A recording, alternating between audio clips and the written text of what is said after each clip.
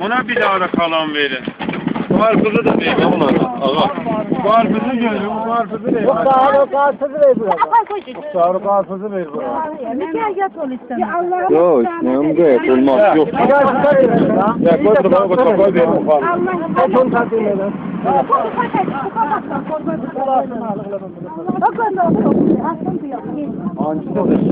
Vermene, ne böyle değilsen vermene. Bir daha da karpuzu vermene. Olsun. O karpuzu da ver bu vafalı değil. Ver ne mene sile veci. Hakkını da ver bunu. Kendi orada deyip ölün da. Var mı? Yok. Ben öyle. Olmayan da bir tane sürücüyü yemine feye düşerler. Olmaz da şimdi. Ha, bak.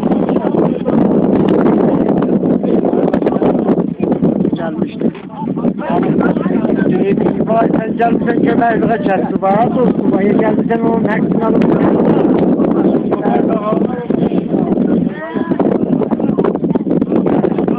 Şefada paylaşıyoruz.